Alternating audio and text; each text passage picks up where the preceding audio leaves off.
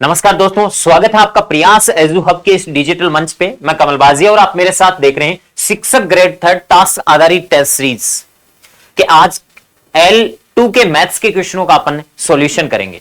देखो, पहला क्वेश्चन क्या है कि अशून्य परिमेय संख्याएं और अपरिमेय संख्याओं का गुणनफल सदैव क्या होगा।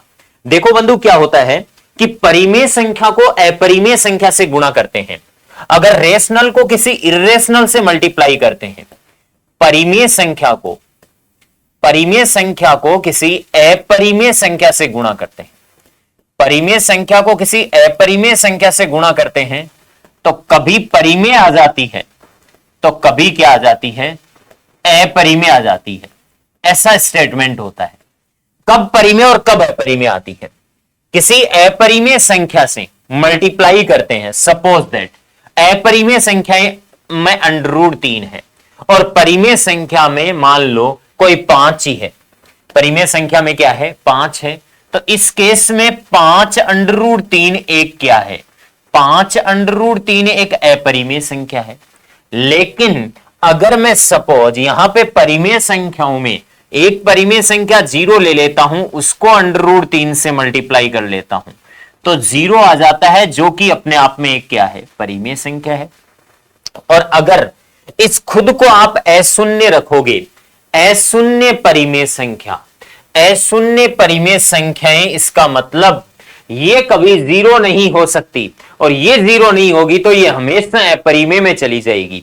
हमेशा किस में चली जाएगी बंधु, अपरिमेय में चली जाएगी। वरना इसको परिमेय भी कर देते हैं, जब ये 0 हो जाती है तो इसको क्या कर देते हैं, परिमेय भी कर देते हैं, ये 0 हो जाती है। लेकिन इसके लिए तो एक बाउंडेशन रख दी ना कि ये परिमेय संख्या तो है, लेकिन ये परिमेय संख्या के साथ साथ अशून्य परिमेय संख्या है। अशून्य है, नॉन जीरो रेशनल नंबर्स का प्रोडक्ट है किसी इर्रेशनल नंबर से, ऑलवेज इर्रेशनल नंबर ही प्राप्त होता है। नेक्स्ट, इसके बाद में अगला क्वेश्चन, निम्न में से असत्य कथन है, गलत कथन कौन सा है। संख्या रेखा का प्रत्येक बिंदु √m के रूप में होता है जहां m एक प्राकृत संख्या है। नहीं साहब, संख्या रेखा का प्रत्येक बिंदु √m के रूप में नहीं होता जहां m एक प्राकृत संख्या है। संख्या रेखा पर तो मेरे भाई 0 भी होता है, संख्या रेखा पर तो 1 भी होता है, 2 भी होता है, 3 भी होता है।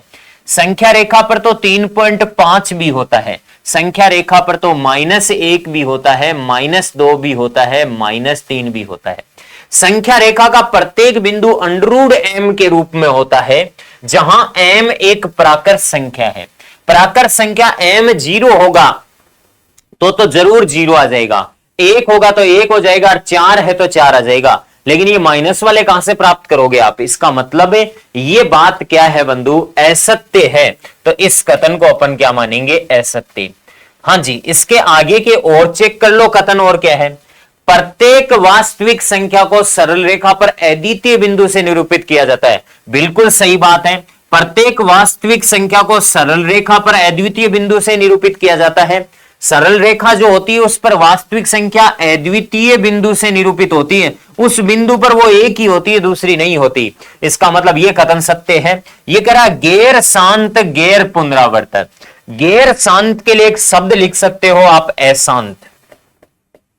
गैर शांत के लिए मतलब शांत नहीं है तो अशांत। गैर पुनरावर्त्य मतलब पुनरावृत्ति रहित, इसको क्या लिख सकते हो, पुनरावृत्ति रहित, पुनरावृत्ति रहित बोल सकते हो। कह रहा है कि गैर शांत मतलब non terminating non recurring decimal number अपरिमेय होती है। बिल्कुल सही बात है, ये कई बार आ चुकी है ये बात, ठीक है। अशांत में, अनवसानी में, गैर शांत में जो पुनरावृत्ति रहित होती है, आवर्ती रहित होती है, वही अपरिमेय संख्या होती है। ये सत्य कथन है। एक अनुपात रहित संख्या को ही अपरिमेय संख्या कहते हैं। बिल्कुल सही बात है, अनुपात रहित संख्या को ही अपरिमेय संख्या कहते हैं, जिसको P/Q के रूप में नहीं लिख सकते। 3 कथन सत्य है, 1 कथन क्या है, असत्य है। अगला है 2 की पावर x बराबर, इस 16 को मैं लिख सकता हूं मेरे भाई 2 की पावर कितनी, 4, और ऊपर आ गया आपके पास में 2 की पावर 3x। आया कि नहीं आया, ठीक बात है। अगेन इसको और आगे बढ़ाऊं तो 2 की पावर x बराबर, ये 2 की पावर अंदर बाहर मल्टीप्लाई होगी तो 4 गुणा 2 की पावर 3x। मेरे बंधु बताओ 2 की पावर x बराबर, ये 2 की पावर कितनी होगी आप ये बताना। ये 2 की पावर 2 होगी और ये 2 की पावर 3x है। मुझे ये बता दो 2 की पावर x बराबर, ये 2 की पावर 3x प्लस 2 नहीं होगी क्या? आधार समान होता है तो ये दोनों घातें जुड़ेगी और बंधु 3x प्लस 2 होगा। यहां से नीचे वाले बेस समान है तो घातें समान होगी, फिर बेस समान है तो अपन कह सकते हैं बेस समान है तो घातें समान होगी। 2 की पावर x बराबर 2 की पावर 3x प्लस 2 होगी। 2 से 2 कट जाएगा तो x बराबर 3x प्लस 2 और ये इधर आके घटेगा तो माइनस का 2x बराबर 2, तो x बराबर कितना आएगा? माइनस का 1 आएगा। x बराबर माइनस का 1 कौन से ऑप्शन में है? डी ऑप्शन में। नेक्स्ट इसके बाद में अगला प्रश्न, एक वर्गमूल पूछ रहा है आपको। मेरे बंधु दशमलव इनका हटाऊंगा तो ये तो 289 होगा और नीचे होगा 121। नीचे से दशमलव हटाएंगे तो 3 और 2 5 जीरो आ जाएंगे। कितने जीरो आ जाएंगे? 5 जीरो आ जाएंगे। और ऊपर से दशमलव हटाएंगे तो नीचे 3 जीरो आ जाएंगे। 3 जीरो से 3 जीरो कैंसिल आउट हो गए। ओके, नेक्स्ट इसके बाद में 289 का वर्गमूल 17 होता है, 100 का वर्गमूल 10 होता है, 121 का 11। तो ये तो 170 बट्टा कितना आ गया? 11। और 170 बट्टे 11 कौन से ऑप्शन में है? ए ऑप्शन में है। नेक्स्ट इसके बाद में अगला क्वेश्चन, मेरे बंधु 144 का आपको घनमूल पूछा है। 144 को अपन 12 गुणा 12 लिख सकते हैं। इसको 2 गुणा 2 गुणा 3 गुणा, फिर 2 गुणा 2 गुणा 3 लिख सकते हैं। 12 इंटू 12। मेरा कहने का मतलब यह है कि यह कह रहा है घनमूल में कह रहा है 2 गुणा 2 गुणा 2 गुणा, कितनी बार है ये 2 आपके पास में? 4 बार। और 3 गुणा 3 लिख दो। ओके, 3 गुणा 3 प्लस अंडर रूट में 144। 144 का वर्गमूल तो 12 होता है, लेकिन 144 का पूरा घनमूल तो नहीं आएगा। लेकिन इन 3 2 से 1 2 बाहर आ जाएगा और ये 3 3 9 9 दूनी 18 आ जाएगा। और 18 का वर्गमूल 88 नहीं 18, तो बताओ ये 18 आ जाएगा और 18 का घनमूल तो आज भी रहेगा। तो 2 गुणा 18 का घनमूल प्लस 12, सी ऑप्शन क्या होगा? Right answer. नेक्स्ट अगला प्रश्न देखो, थोड़ा सा ये गलती करवाने वाला प्रश्न है जल्दबाजी में, बस ऐसी गलती नहीं करनी है। मैं आपको एक बात बोलूं, ये घनमूल है, ये इसका 1/r है और ये भी 1/r घात है। तो पूरे की 1/r घात अपन लगाने से पहले पूरे की 1/r घात लगा दो। चाहे अपन एक काम कहेंगे, 9 को मैं 3 की पावर 2 लिखूंगा।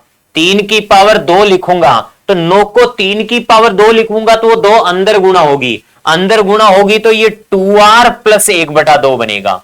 2r प्लस 1/2 इंटू इस अंदर वाले 3 की घात ये अंडर रूट है तो 1/2 आएगी। ओके, और ये अकेले की नहीं है, उसकी भी है, तो 3 की घात माइनस की r/2, 1/2 माइनस r से गुणा होगी।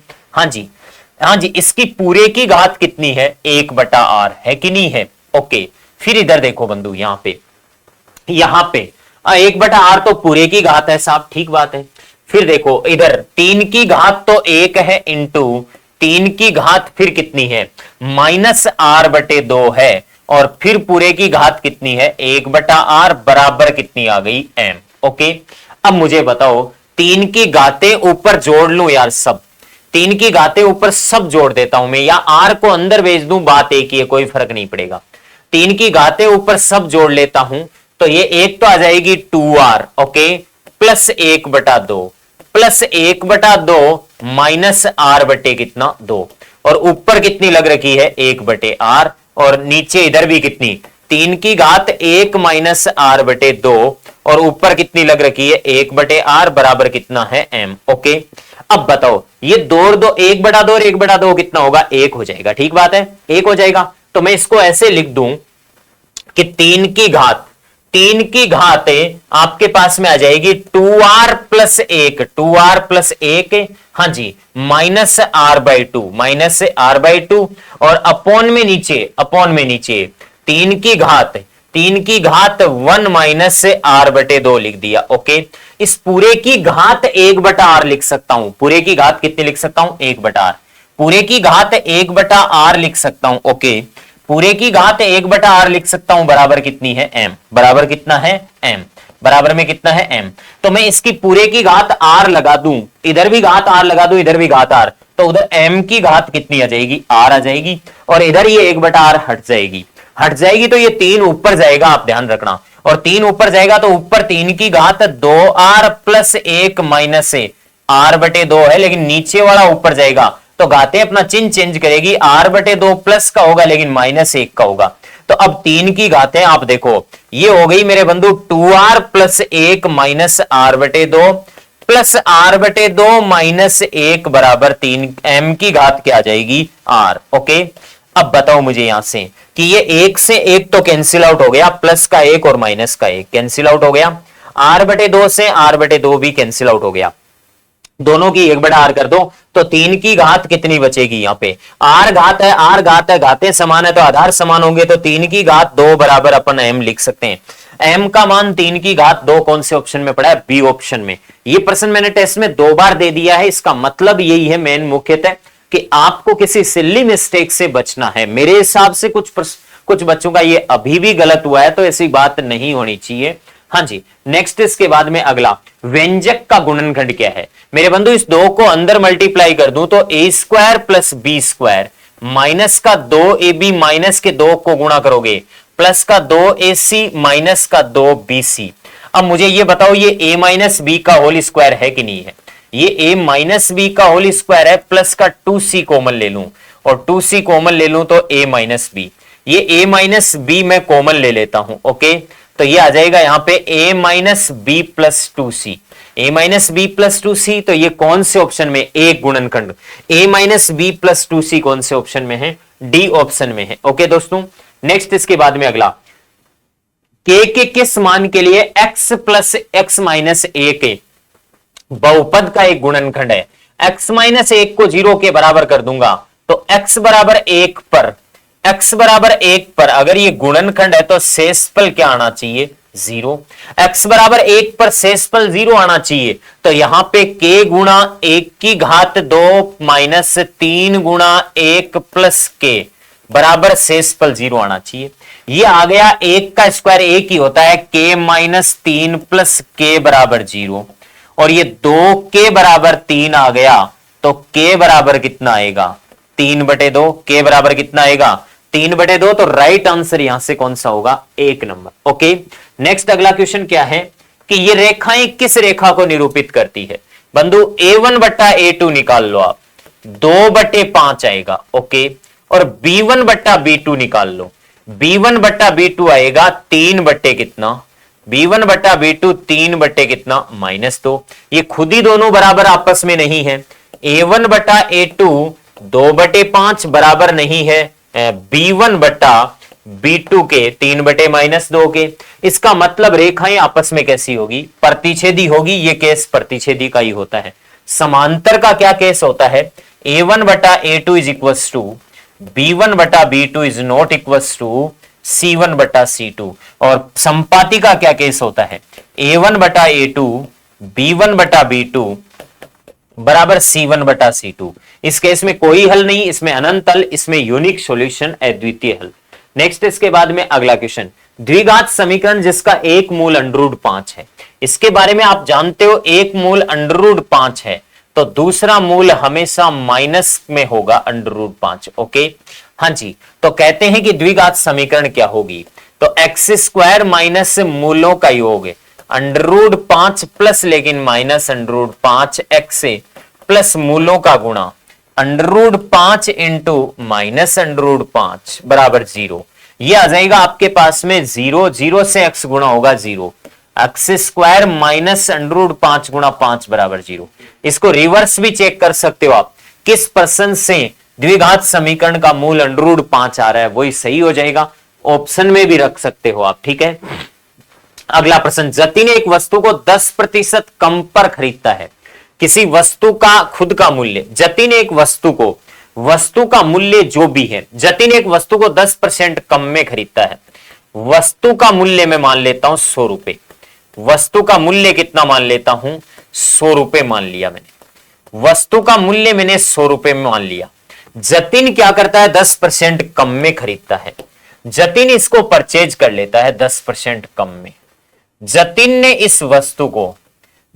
इसको 10% कम में खरीदा, मतलब जतिन कितने रुपए में खरीदता है?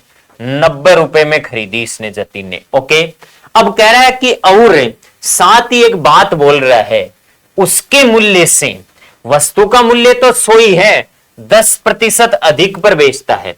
वस्तु के मूल्य से 10% अधिक पर बेचेगा, इसका मतलब ये जतिन इस वस्तु के मूल्य से 10% अधिक पर बेचेगा। इसका मतलब तो ये 110 में क्या करेगा? बेचेगा। जो 90 रुपए में खरीद कर 110 में बेच रहा है बंधु, इसको लाभ कितने का हो रहा है? 20 रुपए का। 90 पर हो रहा है इंटू क्या कर दो? 100। 0 से 0 और 200 में 9 का भाग लगाएंगे। 9 दूनी 18 और 9 दूनी 18, 22 सही 2 बटा कितना? 9। 22 सही 2/9% का इसमें क्या होगा? जतिन को लाभ होगा। अगला प्रश्न, 670 रुपए 27 जनवरी को 12.5% सरल ब्याज की दर से उधार लिया। कुछ समय पश्चात 16 रुपए 75 पैसे ब्याज के चुकाए तो ब्याज किस दिन तक का दिया? साधारण ब्याज का सूत्र होता है P गुणा R बटे 100% में है तो इंटू टी। कुछ समय बाद में ब्याज के 16 रुपए 75 पैसे चुकाए। 16 रुपए 75 को 16.75 रुपीज लिख सकते हैं। मूलधन 670 रुपए है, दर है 12.5 बटे कितना? 100। समय मान लेता हूं मैं x दिन। समय मान लिया कितना दिन? x दिन मैंने माना है समय, लेकिन दिन नहीं चल सकते, और दिन नहीं चल सकते तो दिनों को वर्ष में बदलने के लिए किसका भाग? 365 का। भले ही मैं कहता हूं एनसीईआरटी या बोर्ड ऑफ सेकेंडरी एजुकेशन की किताबें दर के आगे वार्षिक नहीं लिखती है, लेकिन माननी वार्षिक होती है। ठीक है, ओके।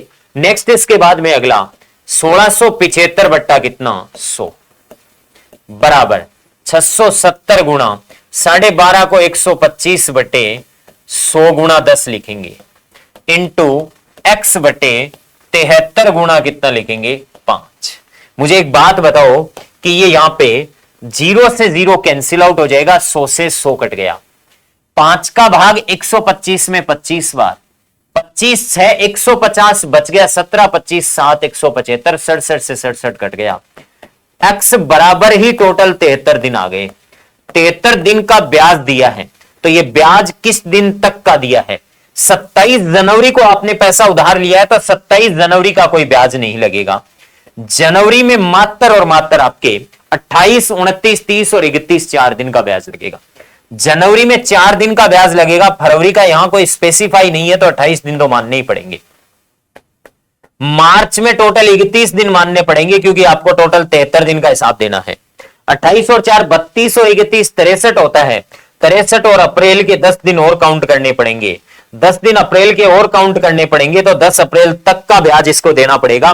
27 जनवरी का आपने ब्याज नहीं दिया, लेकिन जिस दिन राशि लौटाता है उस दिन तक का ब्याज देना पड़ता है। तो ये टोटल आपके पास में कितने दिन हो गए? 73 दिन हो गए। 73 दिन हो गए, 32 और 31 63 और 10 कितना? 73 दिन का ब्याज दिया है। तो बताओ 10 जनवरी 10 अप्रैल इसमें इंक्लूड होगी, तो राइट आंसर कौन सा होगा? बी। नेक्स्ट इसके बाद में अगला क्वेश्चन, फिर ये क्वेश्चन रिपीट हो रहा है। 92 क्वेश्चन पहले आ चुका है, तो इसका राइट आंसर अपन ने दे दिया 10 अप्रैल। ओके, नेक्स्ट इसके बाद में 93 देखो क्या है। कोई धनराशि चक्रवर्ती ब्याज की दर पर 4 वर्ष में दोगुनी हो जाती है। बंधु गुणा और घात और आरटी से सोल्व करते हैं इसको। गुणा घात और आरटी से कह रहा है कि 4 वर्षों में दोगुनी हो जाती है। 4 वर्षों में 2 गुना होती है, तो कह रहा है वही राशि अपने से 8 गुनी उसी ब्याज दर पर कितने समय में हो जाएगी? 8 गुना और 2 गुना में 2 की घातें लिख लेंगे, 1 और 2 की घात 3, बीच में घात उतरती है, यहां 1 घात और यहां 3 घात, वजर गुणा कर दो तो x बराबर 4 3 कितने? 12 वर्ष में खुद की कितने गुणी हो जाएगी? 8 गुणी। नेक्स्ट इसके बाद में अगला प्रश्न, 5000 रुपए की धनराशि किसी को उधार देते हैं चक्रवर्ती ब्याज पर। प्रथम वर्ष 2% ब्याज की दर है। 5000 रुपए पर पहले साल 2% ब्याज की दर है। मेरे बंधु 2% का मतलब होता है 2/100। 0 से 0 में उड़ा देता हूं, 50 का डबल कितना हो जाएगा? 100 रुपए ब्याज। सेकेंड ईयर में ब्याज की दर ये वाली नहीं लगेगी। सेकेंड ईयर में 3% ब्याज की दर लगेगी। 3% ब्याज की दर लगेगी सेकेंड ईयर में, तो 3% ब्याज की दर लगेगी, इसका मतलब 3/100। सेकेंड ईयर में 3/100 के हिसाब से 150 रुपए ब्याज आ गया, और ये 3/100 के हिसाब से कितना रुपए ब्याज आ गया, 3 रुपए। अब थर्ड ईयर में क्या होने वाला है देखना, थर्ड ईयर में ब्याज की दर चेंज होगी बंधु, क्या चेंज होगी, ब्याज की दर चेंज होगी थर्ड ईयर में। थर्ड ईयर में ब्याज की दर जो लगने वाली है ये नहीं लगने वाली है, सबके लिए दरें अलग अलग होगी थर्ड ईयर में। और थर्ड ईयर में जो ब्याज की दर रहने वाली है वो 4% रहने वाली है। तो 4/100 के हिसाब से 50 को 4 से गुणा करोगे कितना, 200, और 4/100 के हिसाब से 150 का 4 गुणा कितना होता है, 600, 600 से 6 रुपए ब्याज, और 100 का 4/100 के हिसाब से कितना ब्याज, 4 रुपए, और ये 4/100 के हिसाब से 12 रुपए, तो 12 का बट्टा 100 करोगे 0.12। 0.12 तो सब ऑप्शनों में है, लेकिन आपको देखना है 200, 300, 400, 450 तो एक हो गया, 460, 463.12 कौन से ऑप्शन में है, बी ऑप्शन यहां से राइट होगा। ठीक है, दरें अलग अलग हो तो दो उम्मीदवारों ने एक चुनाव में 2 उम्मीदवारों में से विजेता कुल मान्य मतों का 60% वोट ले गया। विजेता कुल मान्य मतों का कितना प्रतिशत वोट ले गया, 60%। वह 2400 मतों से जीत भी गया। ओके, 20% ने मतदान नहीं किया तथा 25% मत अमान्य पाए गए। मतदाता सूची में नामित मतदाताओं की संख्या, मैं मान लेता हूं मतदाता सूची में नामित मतदाताओं की संख्या कितनी है, x। नामित मतदाताओं में से 20% ने मतदान ही नहीं किया, पहले बीच की लाइन उठानी पड़ेगी। 20% ने मतदान नहीं किया, तो बताओ बंधु 80% ने क्या किया है, मतदान किया है। कुल मतदाताओं में से इतने लोगों ने क्या किया है, मतदान किया है। और जिन्होंने मतदान किया है इनमें से 25% अमान्य घोषित हो गए। तो 25% अमान्य घोषित हो गए, तो x गुणा 80/100 का 25% अमान्य घोषित हो गया, तो 75% तो मान्य वोट आ गए। तो ये वोट कैसे आ गए, मान्य वोट आ गए। अब क्या हो रहा है कि एक उम्मीदवार को मान्य मतों का 60% वोट मिलता है, मान्य मतों का एक उम्मीदवार को 60% ले जाता है। एक उम्मीदवार यदि 60% ले जाता है तो दूसरे उम्मीदवार को 40% मिलता है मान्य मतों का। और जीत दोनों उम्मीदवारों में देखी जाए, जीत का जो कंपटीशन है, जीत 20% को शो करती है, और 20% कौन से वोटों का, मान्य मतों का। तो x टोटल मतदाताओं में से 20% ने मतदान नहीं किया, 80% ने किया। जिन्होंने किया उनमें से 25% खारिज हो गया, तो 75% सही बच गया। और इनका 20% ही जीत हार को बता रहा है, तो इनका 20% जीत हार को बता रहा है, वो किसके बराबर हो जाएगा, 2400 के बराबर। ये कैलकुलेशन कर दो, आपके पास में आंसर आ जाएगा। 2 0 से 2 0 तो सीधे उड़ा देता हूं। ओके, 25 3 75 और 2500 के 100। 2 का भाग 2 बार गया, ठीक बात है, हाँ जी। 2 का भाग 8 में देंगे कितनी बार, 4 बार। 4 का भाग 4 6 24, 600, और 600 में 3 का भाग 200, और 200 को 100 से गुणा करोगे, 200 को 100 से गुणा करोगे तो 20,000 आ जाएंगे। टोटल कितने आ जाएंगे, 20,000 आ जाएंगे मेरे बंधु। और 20,000 कौन से ऑप्शन में है, 20,000 आपके पास में थर्ड ऑप्शन में है। ओके, नेक्स्ट इसके बाद में अगला क्वेश्चन। अगला क्वेश्चन क्या है दोस्तों, अगला है कि एक थैले में 1 रुपए 50 पैसे और 10 पैसे के सिक्के हैं। 1 रुपए 50 पैसे, 1 रुपए 50 पैसे और 10 पैसे के सिक्के हैं। 10 पैसे के सिक्के इस अनुपात में हैं। नंबर ऑफ कॉइन्स का रेशियो क्या है बंधु, नंबर ऑफ कॉइन्स का रेशियो है 3:4:10। और आपको पता होना चाहिए कि इनसे अमाउंट तो निकालनी पड़ेगी। 1-1 रुपए के 3 सिक्कों का मूल्य 3 रुपए, 50-50 पैसे के 4 सिक्कों का मूल्य 2 रुपए, 10-10 पैसे के 10 सिक्कों का मूल्य कितना, 1 रुपया। तो थैली में टोटल कितना हो गया, 3 2 5 और 1 कितना, 6 रुपए। तो कुल रुपए देखे जाए तो कितने, 6 नहीं चाहिए हमें, कितना चाहिए, 102। 102 चाहिए, तो बताओ किससे मल्टीप्लाई करूं, 17 6 102 होता है, और 17 6 102 होता है तो 10 पैसे के सिक्कों की संख्या। तो आप या तो एक काम करो, 17 से गुणा कर दो इसको सीधा ही, 17 से गुणा करोगे तो यहां आपके पास में आ जाएगा 170 कॉइन। ठीक बात है, 170 कॉइन राइट आंसर हो जाएगा। या फिर यहां 17 से गुणा करते हो तो मेरे बंधु ये 17 रुपए आएंगे। और आपको एक बात का अंदाजा होना चाहिए कि 17 रुपए में 1 रुपए में 10 सिक्के लगते हैं, तो 17 रुपए में कितने सिक्के लगेंगे? 170 सिक्के लगेंगे। राइट आंसर ये भी है, यहां से दोनों ही राइट है। ओके, नेक्स्ट इसके बाद में अगला क्वेश्चन, अगला है कि उस कोण का माप बताएगा जो अपने संपूरक कोण कॉम्प्लीमेंट्री एंगल के सप्लीमेंट्री एंगल के बराबर है। किस एंगल के बराबर है बंधु? संपूरक कोण, सप्लीमेंट्री एंगल।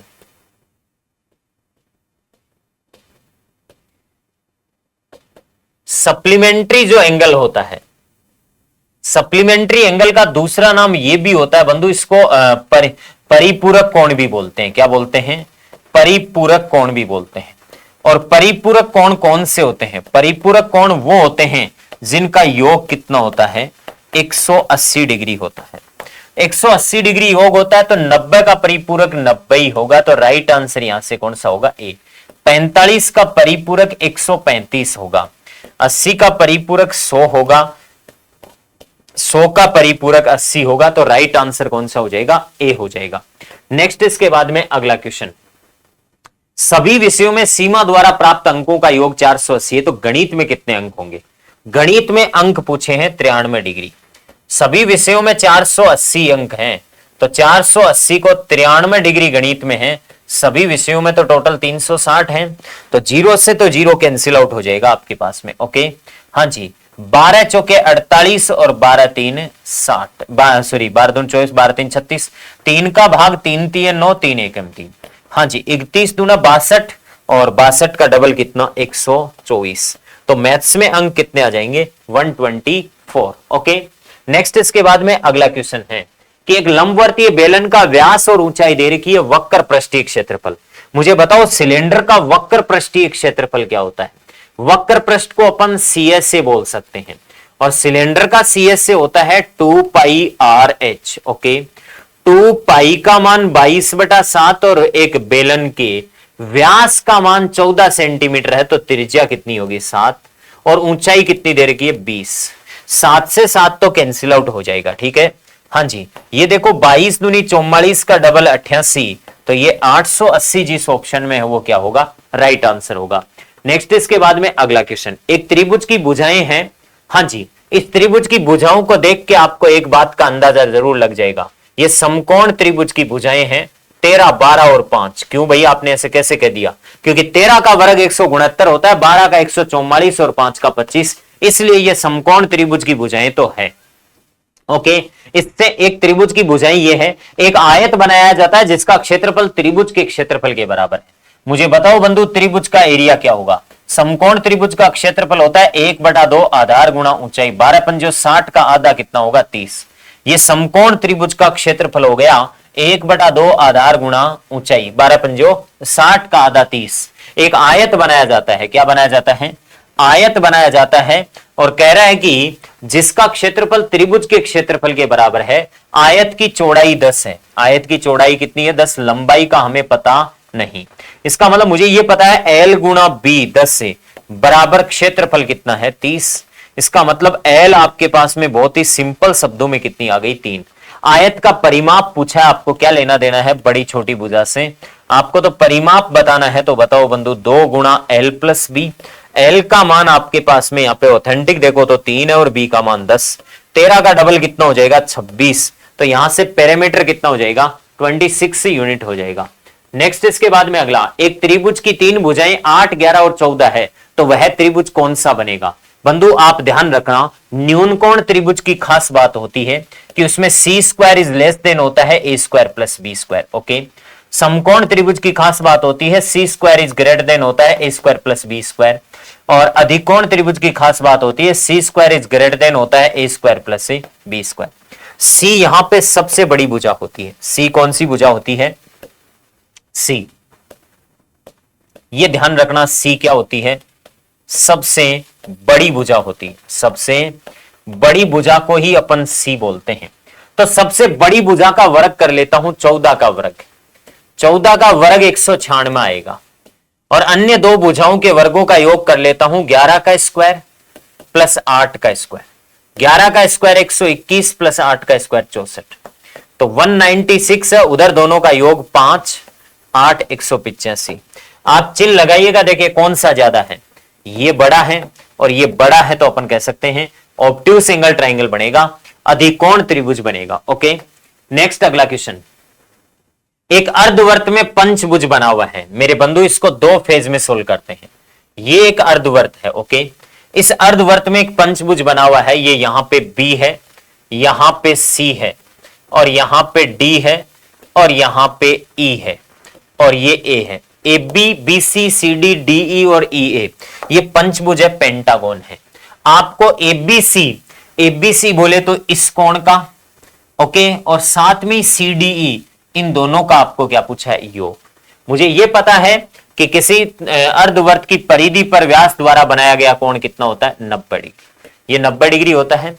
और आपको एक बात बता दूं बंधु, ये एक चक्रीय चतुर्भुज बन गया, ये एक चक्रीय चतुर्भुज बन गया।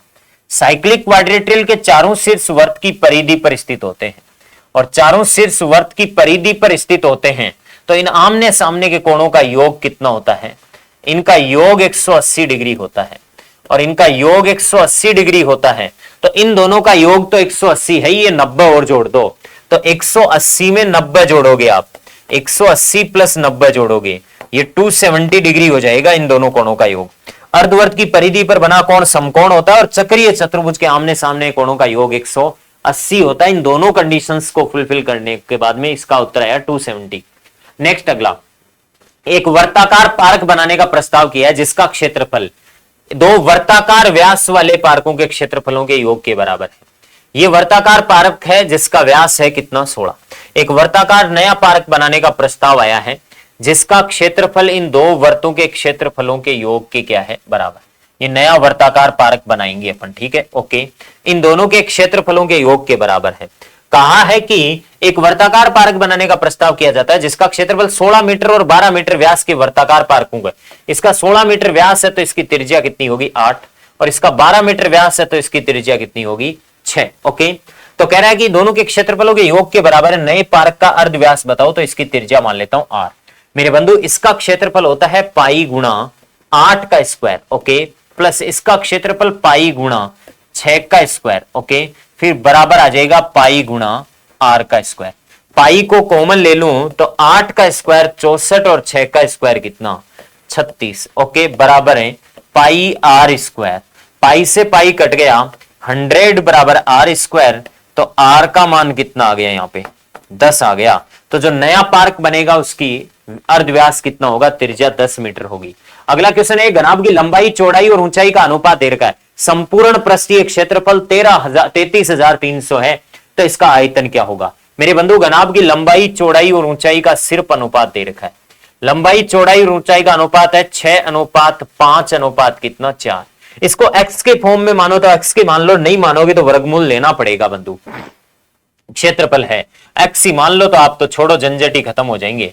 बताओ बंधु, इसका संपूर्ण पृष्ठीय क्षेत्रफल क्या होता है, 2 गुणा LB। LB का मतलब 6 पंजो 30x नहीं, 30x स्क्वायर प्लस BH, 4 पंजो 20x स्क्वायर प्लस BH।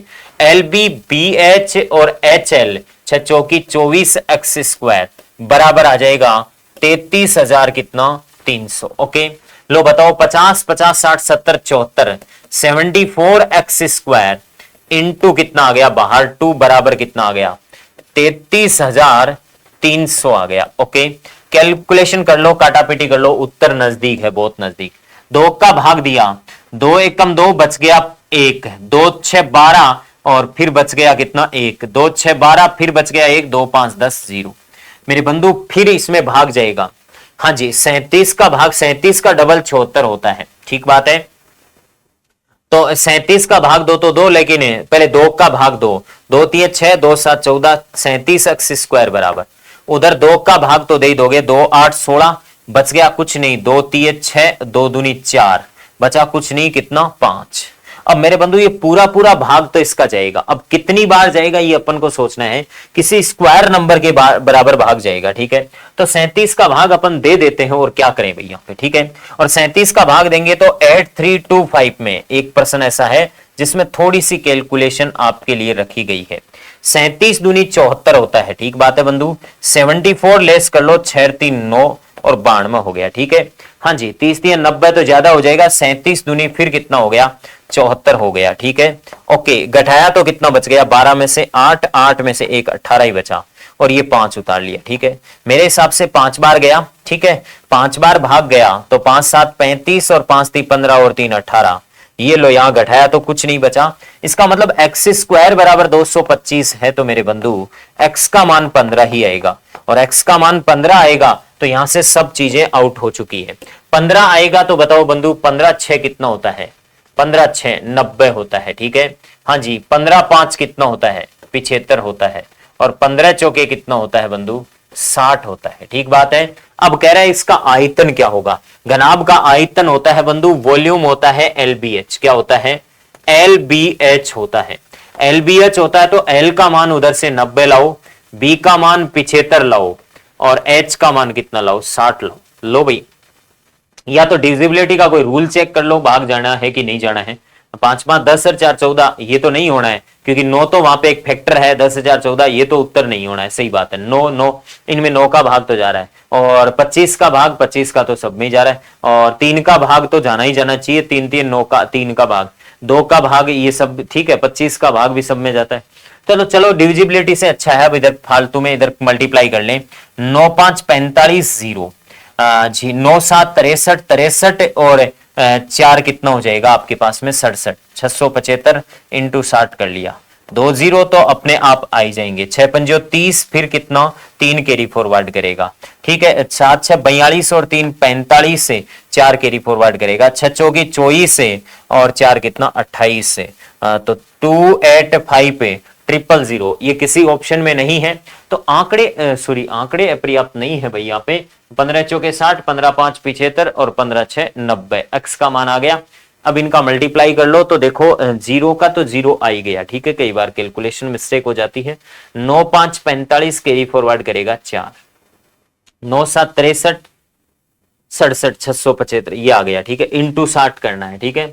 हाँ जी, इंटू 60 करना है, तो ये यहां पे 60 करेंगे तो 0 0 आ गया, ठीक है।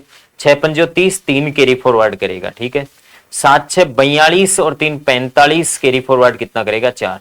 6 4 24 और 28, तो ये आ जाएगा आपके पास में 28,000, सॉरी 28 2 85 000, 2 85 000 आना चाहिए मेरे बंधु। कहीं ना कहीं मैंने गलती की है, क्या हुआ है चलो देखते हैं दोबारा।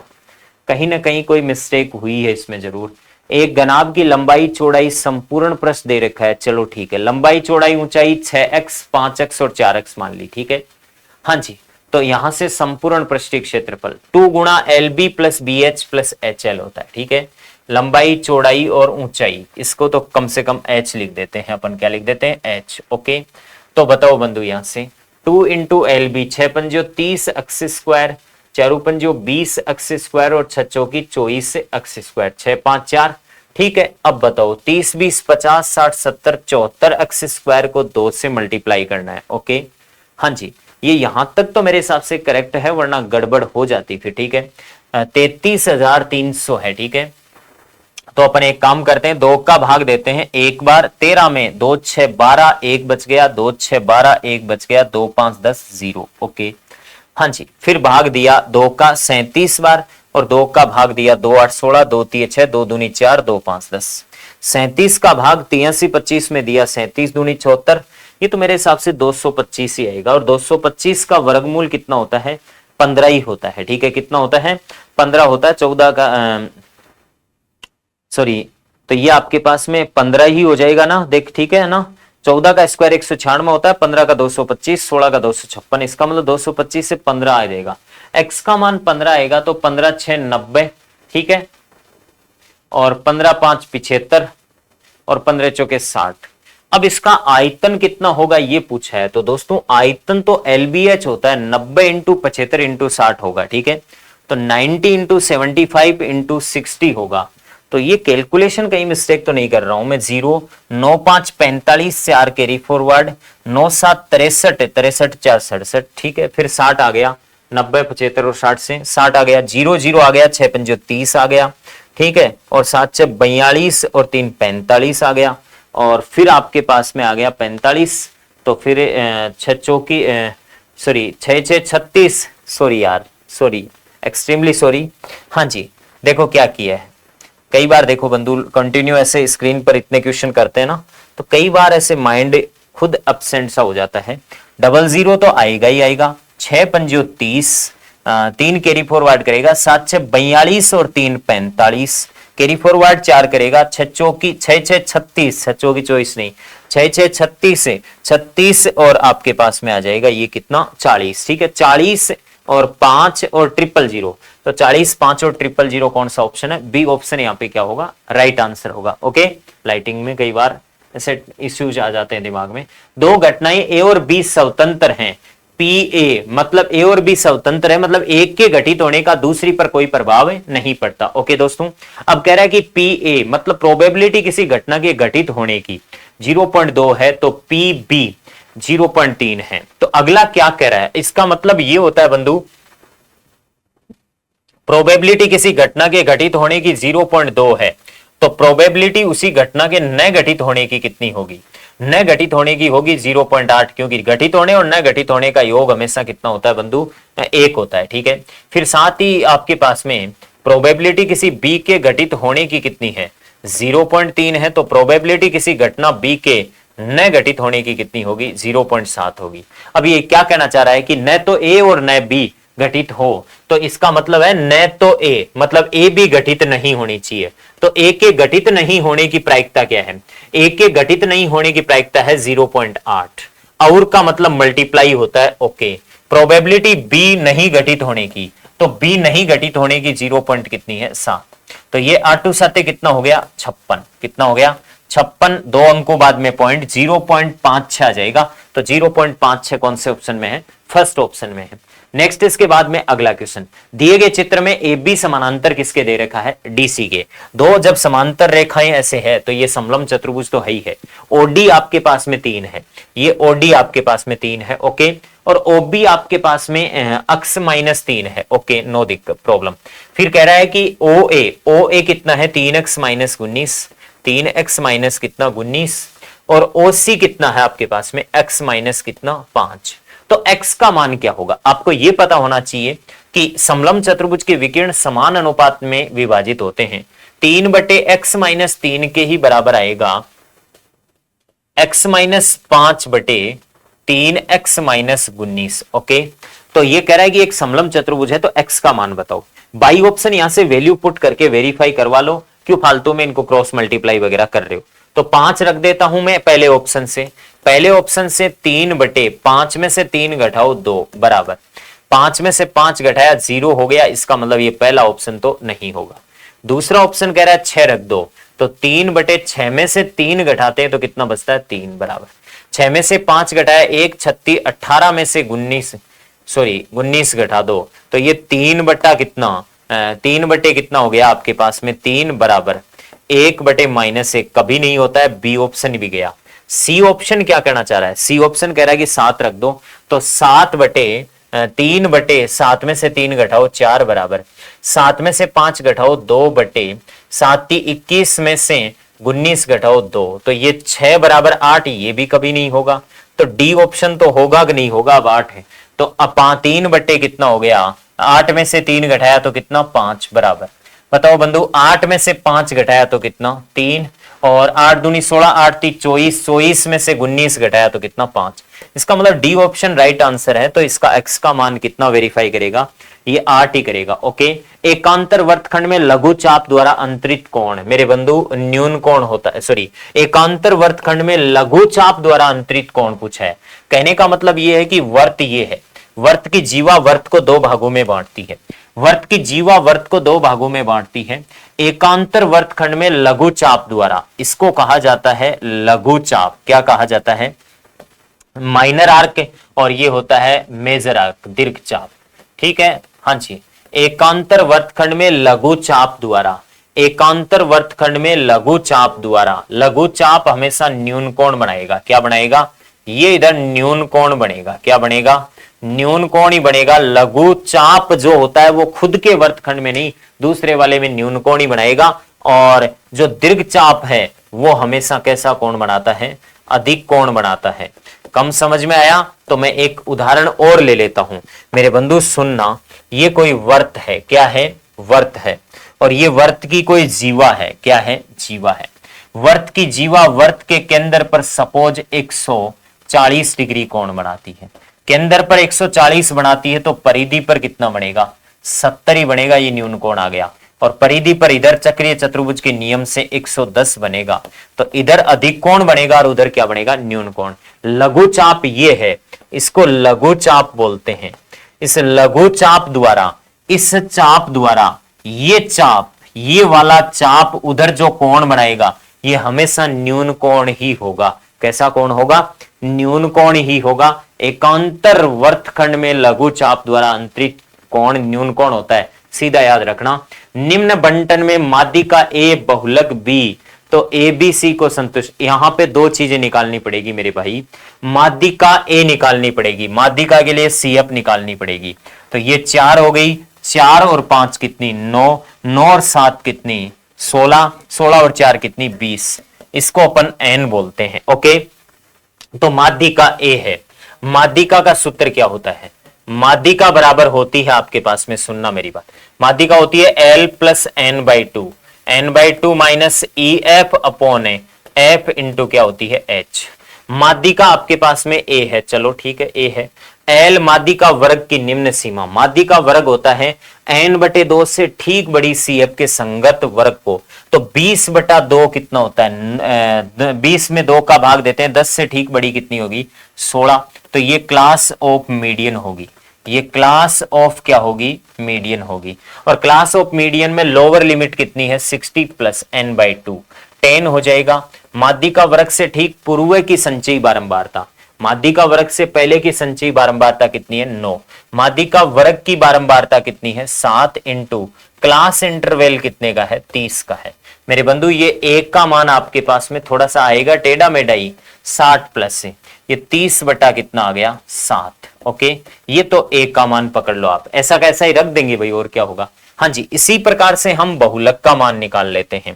और बहुलक का फॉर्मूला क्या होता है? बहुलक का फॉर्मूला होता है z बराबर होता है L plus F1 minus F0 upon 2F1 minus F0 minus F2 into H। बहुलक को किससे लिखा है? इसने B से लिखा है मेरे बंधु, B बराबर L प्लस। बहुलक जिस वर्ग की बारंबारता सर्वाधिक होती है उसको बहुलक वर्ग बोलते हैं। यही क्लास ऑफ M हो जाएगा, क्लास ऑफ मोड हो जाएगा, जिसको अपन जेड से बोलते हैं। ठीक है, हाँ जी। तो बताओ बंधु, 60 प्लस से F1 बहुलक वर्ग की बारंबारता कितनी है? 7 माइनस बहुलक वर्ग से पहले की बारंबारता 5। बहुलक वर्ग की बारंबारता का डबल में से 5 माइनस 4 घटाएंगे इंटू क्लास इंटरवल, इसमें भी कितनी रहनी है? 30। तो ये B का मान आपके पास में आ जाएगा 60 प्लस 7 में से 5 घटाया 2 बटे ये 9 घटाया तो कितना आया? 5 इंटू कितना? 30। ठीक है, 9 घटाया तो 5, 30, 30 में 5 का भाग कितनी बार जाएगा?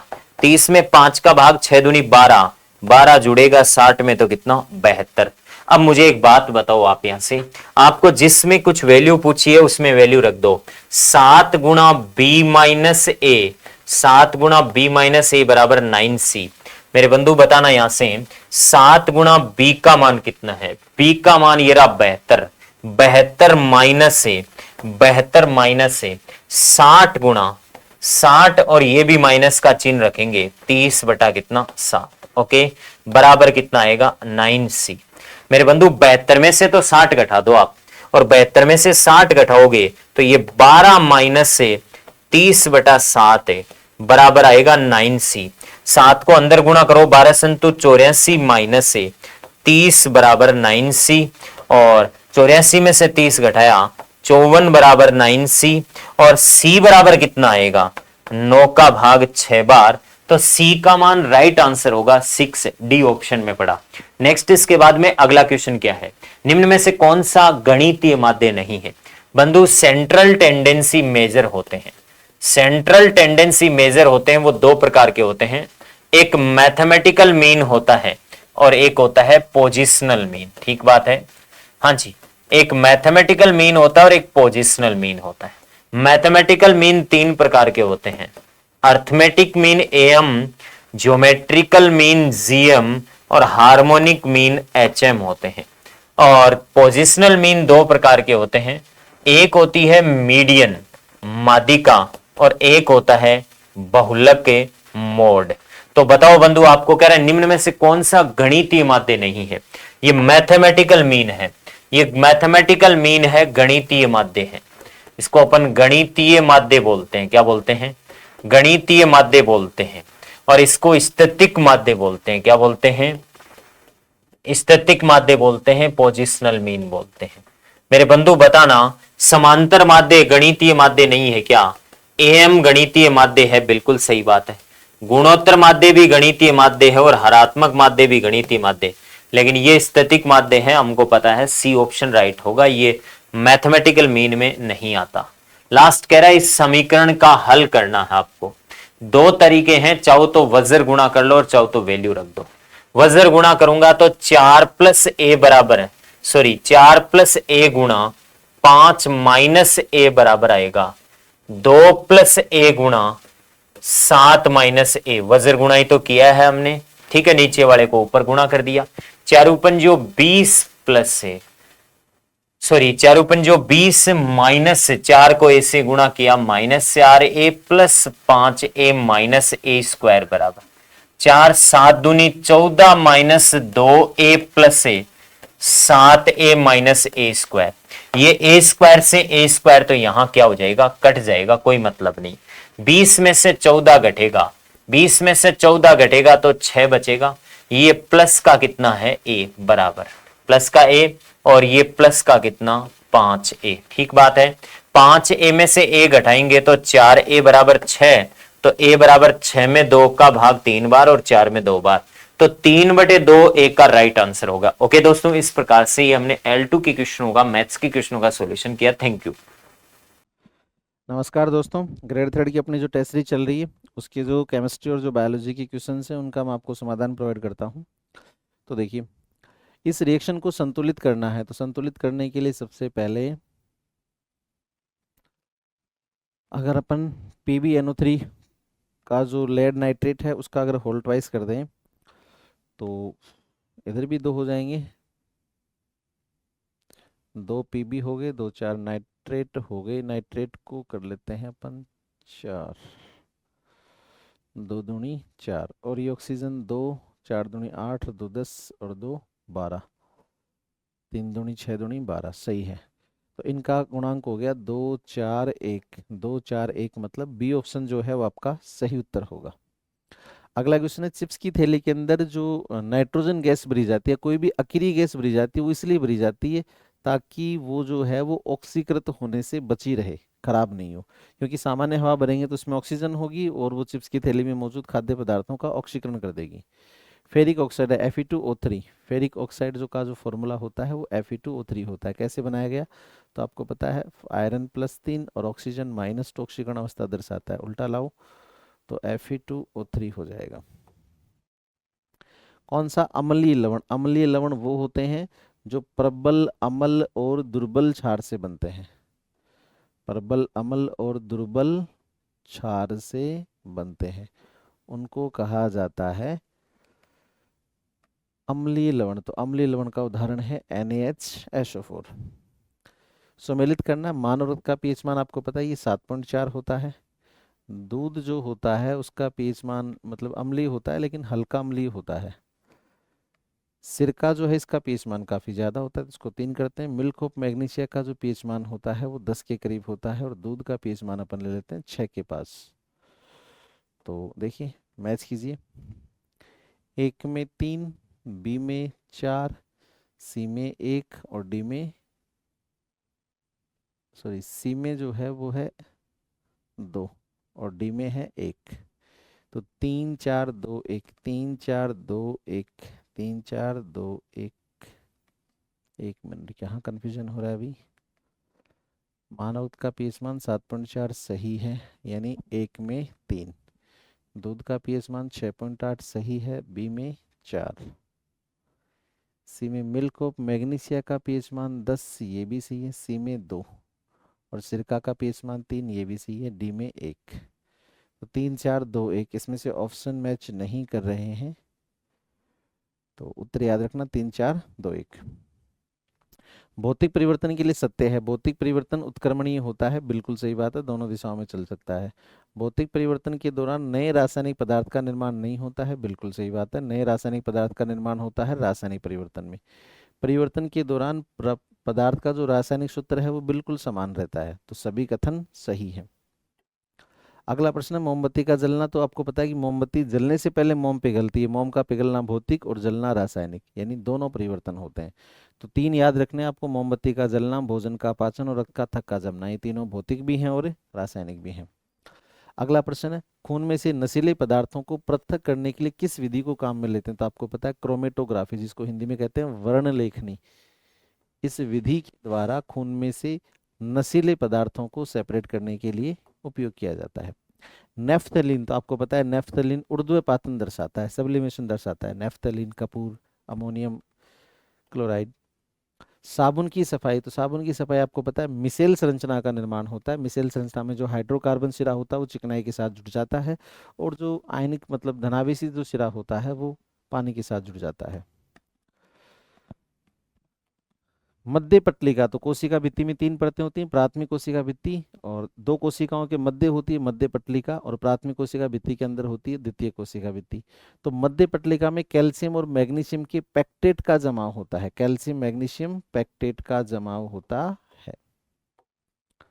शुक्र जनन मतलब शुक्राणु के निर्माण के समय शुक्राणु के एक्रोसोम, एक्रोसोम का जो निर्माण होता है वो गोल्जी काय से होता है, एक्रोसोम लाइसोसोम की तरह व्यवहार करता है। कौन सा जैव, सल्फर और, जब भी अवसादी जैव भू रासायनिक चक्र पूछे तो आपको याद रखना है सल्फर और फास्फोरस, परमानेंट उत्तर है।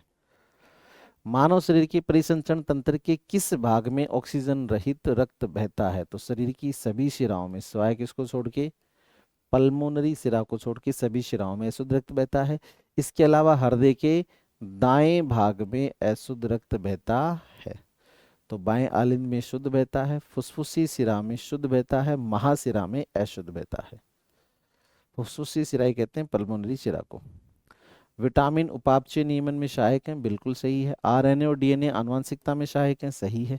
प्रोटीन शारीरिक वृद्धि और विकास के लिए जरूरी है। खनिज लवण जो है वो ऊर्जा प्रदान नहीं करते हैं, ऊर्जा प्रदान करने का काम होता है, प्राथमिक काम है कार्बोहाइड्रेट का, और कार्बोहाइड्रेट की उपस्थिति अनुपस्थिति में वसा, और उसके बाद में प्रोटीन। तो ये आपके प्रश्न थे, आगे चलते हैं, कोई क्वेश्चन हो। निम्नलिखित में से सही कथन कौन सा है। तो वायुमंडल में गैसों का परिवर्तन उच्च श्वसन में गैसों के परिवर्तन के समान होता है। तो उस क्वेश्चन को लास्ट से करते हैं। मनुष्य में श्वसन दर स्पायरोमीटर से मापी जाती है, बिल्कुल सही बात है। श्वसन तंत्र के अंतर्गत गैसों के अंदर लेना और बाहर छोड़ने को क्रमशः उच्च श्वसन और निश्वसन कहते हैं। अंदर लेना उच्च श्वसन और बाहर छोड़ना निश्वसन। इसको देखो वैसे करना अंग्रेजी ट्रांसलेशन के अनुसार है, क्योंकि ये शब्द बड़ा कंफ्यूज करते हैं, वैसे अभी अपन इसको सही मानते हैं। पादप श्वसन में CO2 और प्रकाश संश्लेषण में ऑक्सीजन गैस ग्रहण लेते करते हैं, ये भी सही है। और वायुमंडल में गैसों का प्रतिशत उच्च श्वसन में गैसों के प्रतिशत के समान होता है। उच्च श्वसन मतलब ग्रहण की गई गैस, और वायुमंडल में गैसों का प्रतिशत ग्रहण की गई गैस के समान ही होता है, ये भी सही है। लेकिन ये गलत हो गया, अभी देखो कंफ्यूजन। श्वसन में कौन सी गैस लेंगे, ऑक्सीजन, प्रकाश संश्लेषण में कौन सी लेंगे, CO2, तो ये गलत हो गया। तो बी ऑप्शन आपके इस क्वेश्चन का सही उत्तर होगा। टाइफाइड आपसे पूछ रहा है तीव्र और मंद। तो आपको पता है कि भाई जो मंद मतलब जो लंबे समय तक प्रभावित रखते हैं, लंबे समय तक बीमार रखते हैं, जैसे कुष्ठ रोग है, क्षय रोग है, हाथी पांव रोग है। तो 3 4 6, 3 4 6 यानी ये हो गया। शुक्र जनन की प्रक्रिया कहाँ होती है। तो शुक्र जनन की प्रक्रिया होती जो सरटोली कोशिकाएं होती हैं, सरटोली कोशिकाओं कहते हैं शुक्राणु जनन कोशिकाएं। तो डी ऑप्शन सही है, इनको सरटोली कोशिकाएं भी कहते हैं, सॉरी सरटोली नहीं, सेमिनीफेरस नलिकाएं, सेमिनीफेरस नलिकाएं, और इन्हीं सेमिनीफेरस नलिकाओं का हिंदी में नाम है शुक्राणु जनन नलिकाएं। कौन सा पेशी युग्म अनिच्छिक पेशियों को, अनिच्छिक पेशियां मतलब जो हमारी इच्छा के अनुसार काम नहीं करती, जिनको अपन चिकनी पेशियां कहते हैं। तो कौन सा ऑप्शन है जो अनिच्छिक पेशियों को, देखो कंकाली पेशियां इच्छिक होती हैं, चिकनी पेशियां अनिच्छिक होती हैं, हृदय पेशियां अनिच्छिक होती हैं, स्तरीय पेशियां ये इच्छिक होती हैं। तो 2 और 3, 2 और 3 यानी ऑप्शन बी। कौन जाइलम का घटक नहीं है? देखते पता लग रहा है, सीव नलिका जो है, चालनी नलिका जो है वो फ्लोएम का घटक होती है, जाइलम का घटक नहीं है।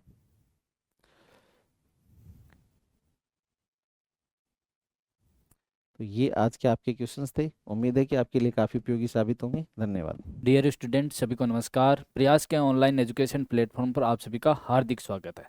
हमारी जो टास्क आधारित टेस्ट से चल रही है 1.0, जो अब फुल टेस्ट पर चल रही है, फुल सिलेबस आधारित है, उसमें जो आज जो टेस्ट हुआ है उसमें जो साइंस के पार्ट में जो फिजिक्स के सॉल्यूशन करवा रहे हैं हम, देखना क्या है। टूटता तारा, देखते हैं आप, टूटता तारा उल्कापिंड होते हैं, कैसे होते हैं? एक समान गति से चलने वाला होता है? नहीं। एक चमकता पिंड जो वायुमंडल में एक समान गति से चलता है, वो तो बात एक ही आ गई। एक तारा जिसके लिए सिरे पर पूंछ होती है। उल्काब जो पृथ्वी के वायुमंडल में प्रवेश करते ही आग पकड़ लेता है, मतलब कि वो क्या उल्कापिंड होते हैं, वो टूटते हैं क्या जैसे ही क्या वायुमंडल में आ गए, तो क्या घर्षण के कारण क्या है वो आग पकड़ लेते हैं, जिसके कारण क्या आपको पूंछ भी दिखाई देती है। टूटता तारा आप बोलते हैं, वो वास्तव में क्या होते हैं? उल्कापिंड होते हैं। ऑप्शन डी इसका राइट है। नेक्स्ट देखिए, नेक्स्ट है सौर परिवार में प्रारंभ में कितने सदस्य थे? 9। हम पढ़ते थे 9 थे।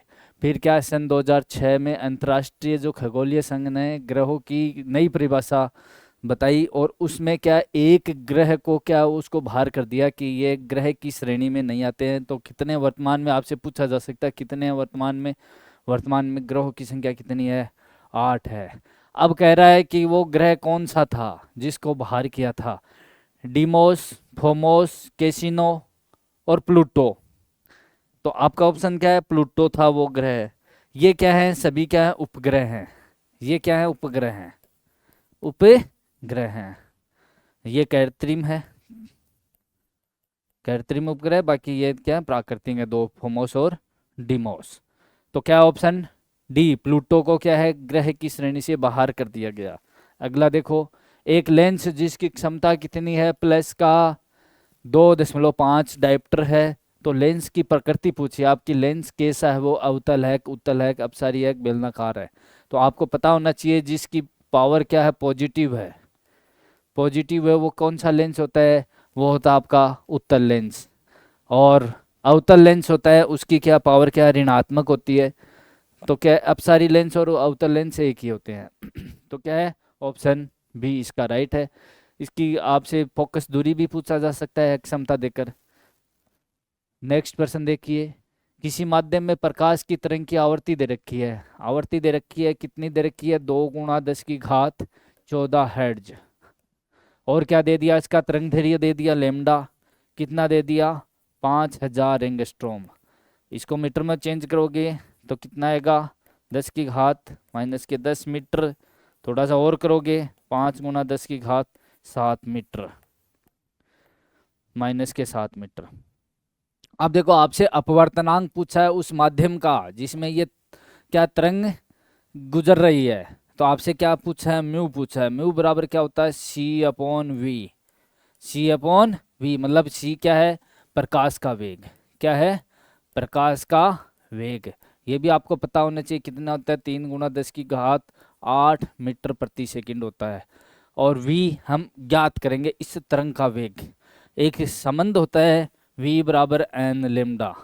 v बराबर n लेम्डा होता है, जो उसकी आवर्ती और लेम्डा का गुणनफल क्या है? उसके वेग के बराबर होता है। अब देखो n का मान दे रखा है कितना? 2 × 10⁻14 × 5 × 10⁻−7 मल्टीप्लाई करो, 5 दूनी 10। और इसका करोगे तो घातें क्या हो जाती हैं? जुड़ जाती हैं, मतलब कि घट जाएंगी। ये कितना बचा? 10 × 10⁻+ के कितना है? 7। कितना आएगा? 10⁸ मीटर प्रति सेकंड। उस तरंग का वेग कितना? 10⁸ मीटर प्रति सेकंड। अब देखो, अपवर्तनांक म्यू बराबर क्या है? C/V। C का मान आपको पता है कितना है? दे रखा है 3 × 10⁸ और V का मान हमने ज्ञात किया कितना? 10⁸ से 10⁸। तो म्यू का मान कितना आ जाएगा? 3 आ जाएगा। म्यू का मान 3 आ जाएगा, अपवर्तनांक का मान 3 आएगा। इसकी कोई क्या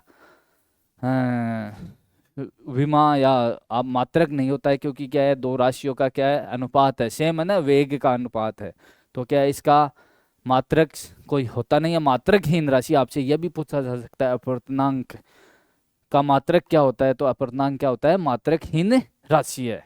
अगला देखिए, अगला है, निम्न में से कौन सा कथन असत्य नहीं है। असत्य नहीं मतलब कि सत्य कथन आपसे पूछा गया है। जब पिंड पर बल आरोपित होता है तो कार्य अवश्य संपन्न होता है। कोई जरूरी नहीं है भाई, पिंड पर बल आरोपित होता है, कार्य जब होगा तब उसमें विस्थापन होता है। हम लिखते हैं ना, W बराबर F.D। बल लगा दिया, अगर क्या विस्थापन नहीं हो रहा है तो कार्य कैसे हो गया। दूसरा है, जब पिंड पर बल आरोपित होता है तो कार्य संपन्न नहीं होता है। यह भी कोई जरूरी नहीं है कि अगर विस्थापन हो गया तो कार्य होगा। पहला भी गलत, दूसरा कथन भी गलत है। तीसरा, जब पिंड पर लगने वाला बल लंबवत होता है। देखो कोई पिंड है और इस पर लगा रहे हैं लंबवत बल, कितना, इस प्रकार से F, इसके सापेक्ष, और तब कार्य संपन्न नहीं होता है। देखो तो थीटा कितना आ गया, 90 डिग्री आ गया एंगल से, तो कितना आ जाएगा, W बराबर हम पढ़ते हैं FD cos of theta, FD कोस 90। कोस 90 कितना होता है, 0 होता है, तो पूरे का मान कितना हो गया, 0 होता है। मतलब कि कहना का मतलब कि अगर किसी पिंड पर लंबवत बल लगता है तो कार्य किया गया कार्य क्या होता है, शून्य होता है, संपन्न ही नहीं होता। ये बात सत्य है।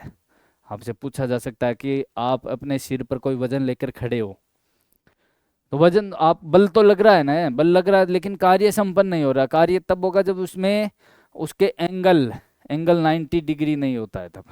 नेक्स्ट देखिए, पिंड जब विस्थापित होता है तब कार्य अवश्य संपन्न होता है। भाई पिंड विस्थापित भी हो रहा है, लेकिन अगर थीटा का मान क्या हो गया, जो विस्थापन और बल के मध्य कार्य करने वाले जो कोण होते हैं उस पर वो निर्भर करता है। कोई जरूरी नहीं है कि वो संपन्न हो जाए। तो ऑप्शन सी इसका राइट है। ऑप्शन सी इसका राइट है। बहुत ही अच्छा क्वेश्चन है। नेक्स्ट है, एक पिंड को विराम अवस्था से किसी ऊंचाई से छोड़ा गया। देखो पिंड है, किसी ऊंचाई से छोड़ा गया, जैसे H ऊंचाई से उसको छोड़ा गया यहाँ से। अब कह रहे हैं विराम अवस्था हो, तो मतलब कि उसका इनिशियल वेग u कितना हो गया, प्रारंभिक वेग 0। t बराबर कितना, 5 सेकंड में कितनी दूरी तय करेगा, t बराबर कितने, 5 सेकंड में कितनी दूरी तय करेगा। s बराबर हम लिखते हैं ut प्लस 1/2 GT² दूरी तय करेगा। s u कितना है, u 0 है, तो t कितना है, 5। g का मान आप जानते हो कितना होता है, 10 होता है। t का मान दे रखा है 5 का स्क्वायर, ये तो 0 हो गया। s बराबर कितना हो गया, दिए 5, 5 गुणा 5 गुणा 5, 5 को 3 बार मल्टीप्लाई करोगे तो 125 मीटर। कितना जाएगा, 125 मीटर है क्या, 125 मीटर है। गति का कौन सा समीकरण है, ये दूसरा समीकरण है। गति का क्या है, एक गति का सेकंड समीकरण है गति का। अब देखो नेक्स्ट पर्सन, एक छात्र 7 मीटर त्रिज्या के वर्ताकार पथ पर एक चक्कर पूरा करने में 22 सेकंड लगता है। मतलब कि कह रहा है ये वर्ताकार चक्कर है, इसकी त्रिज्या है कितनी, 7 मीटर। यहाँ से वो ए बिंदु से स्टार्ट किया, पूरा चक्कर लगाकर वापस कितने ए पर आ गया। अब क्या उसकी औसत चाल, हम क्या है, औसत चाल, चाल क्या होती है आपको पता होना चाहिए, दूरी बटा समय। दूरी बटा समय, दूरी कितनी तय की उसने, भाई कितनी दूरी तय की, परिधि के बराबर है। दूरी किसके बराबर होगी, उसकी वर्त की परिधि के बराबर क्या होती है, 2πr। 2πr देखो 2 पाई का मान कितना होता है, 22/7, और r का मान दे रखा 7, 7 से 7, 7 दूनी 22 दूनी 44 मीटर। कितनी दूरी तय की उसने, 44। तो कितना हो गया, दूरी कितनी, 44। समय कितना ले रहा वो, 22 सेकंड। कितना आ गया, 2 मीटर प्रति सेकंड। 2 मीटर प्रति सेकंड क्या आ गया, इसकी औसत चाल। औसत चाल आ गई 2 मीटर प्रति। ऑप्शन कौन सा है, ऑप्शन बी इसका राइट है। ऑप्शन बी इसका राइट है। अब देखो औसत चाल पूछिए आपसे, आपको क्या पूछिए, औसत चाल निकलवा रहा है। अगर यहाँ से बोल देगा कि औसत वेग कितना होगा, औसत वेग, तो वेग कैसे लिखते हो आप, विस्थापन, विस्थापन बटा समय, बस इतना ही फर्क है। वेग क्या होता है, विस्थापन बटा समय, ये दूरी बटा समय होता है, ये विस्थापन बटा समय। अब यहाँ पे देखो इसका विस्थापन, देखो ए बिंदु से वो चल रहा है, वापस ए पर आ गया, तो विस्थापन कितना हो गया, 0 हो गया। तो औसत वेग कितना हो जाएगा, अब एक चक्कर पूरा लगाने में 0, औसत वेग क्या हो जाएगा, 0 हो जाएगा। ये भी प्रश्न पूछा जा सकता है। नेक्स्ट क्या है, जब एक व्यक्ति खुरदरी सतह पर चलता है तो सतह द्वारा आरोपित घर्षण बल, भाई जो भी खुरदरी सतह पर है, कोई व्यक्ति चल रहा है, तो क्या है कि सतह के द्वारा आरोपित घर्षण बल किधर होगा, डायरेक्शन पूछी है, तो घर्षण बल की दिशा व्यक्ति की दिशा के विपरीत होगी। तो देखो व्यक्ति की दिशा गति की दिशा में होता है, नहीं होता है, दिशा में नहीं होता है, उसके विपरीत होता है। तो क्या व्यक्ति की दिशा के विपरीत दिशा में होती है, यह बात सत्य है। व्यक्ति की गति की दिशा के लंबवत, लंबवत का तो मतलब ही नहीं है, दिशा के लंबवत नीचे की ओर ऊपर की ओर, यह भी नहीं है। व्यक्ति की गति की दिशा मतलब जिधर व्यक्ति चल रहा है उसके विपरीत दिशा में क्या हो रहा है, घर्षण बल लग रहा है। हमेशा याद रखना, घर्षण बल की दिशा गति की दिशा के विपरीत होती है कोई भी वस्तु की। नेक्स्ट, घरों में विद्युत फिटिंग करते समय तारों को क्या करते हैं, भू संपर्कित किया जाता है। क्यों किया जाता है भाई, क्यों, क्योंकि जब क्या कई बार क्या शॉर्ट सर्किट हो जाते हैं, शॉर्ट सर्किट के कारण अचानक से क्या है, लाइन होती है आपकी विद्युत लाइन में, विद्युत धारा की मान बढ़ जाता है, जिसके कारण जो भी आपके अपरेटस होते हैं, उपकरण होते हैं, वो जलने की संभावना रहती है। तो क्या उसको भू संपर्कित किया जाता है कि इससे करने से क्या होता है, अचानक जो लोड पड़ा लाइन पर, अचानक वो जो विद्युत धारा का मान बढ़ा, वो क्या है पृथ्वी में चला जाता है, जिसके कारण वो धारा क्या बैलेंस में रह जाती है। तो क्या है, देखो लघुपतन क्या, शॉर्ट सर्किट के मामले में विद्युत प्रवाह पृथ्वी में चला जाएगा, ये बात सत्य है, यही होता है। यह बिजली के क्षरण को बचाता है, नहीं। यह विद्युत परिपथ को पूरा करता है, नहीं करता है। यह विद्युत के उतार चढ़ाव को कम करता है, मतलब कि जब शॉर्ट सर्किट होता है ना, उस समय ये काम करता है भू संपर्कित तार। अचानक से जो विद्युत धारा बढ़ी है उसमें, उसके जो विद्युत धारा बढ़ी है वो क्या पृथ्वी में चले जाती है, जो आपके अपरेटस है वो जलने से बच जाएंगे, अन्यथा क्या वो जल सकते हैं। नेक्स्ट देखो, यदि 50 समान प्रतिरोध श्रेणी क्रम में जोड़े जाते हैं तो इस परिपथ का तुल्य प्रतिरोध कितना है, 250 ओम है। तो प्रत्येक प्रतिरोध का मान, अब कह रहा है देखो किस में श्रेणी क्रम में जोड़ रहे हैं, श्रेणी क्रम में इस प्रकार से जोड़ेंगे, श्रेणी क्रम में, और कितने हैं, 50 हैं। सभी का प्रतिरोध कितना है, समान है, हम R मान लेते हैं इस प्रकार से, R 50। आप R इक्विवेलेंट करेंगे कितना हो जाएगा, आप R plus R plus R plus R कितनी बार, 50 बार। R कितनी बार, 50 बार, कितना हो जाएगा, जोड़ोगे 50 R और R इक्विवेलेंट, ये हो जाएगा। अब देखो, अब कह रहा है कि तुल्य प्रतिरोध कितना उसका, 250 ओम, और आपसे R का मान पूछा गया है।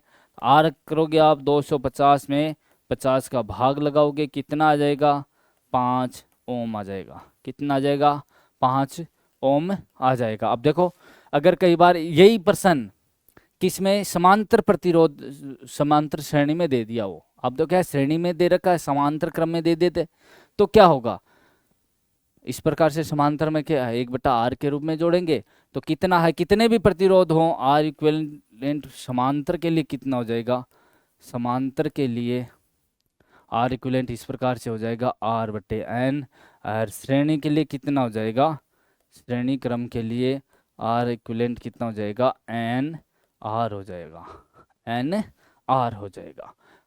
तो इस प्रकार से भी आप कर सकते हो। तो कितने हैं, 5 ओम। ये थे आपके जो फिजिक्स के क्वेश्चन है। धन्यवाद सभी को।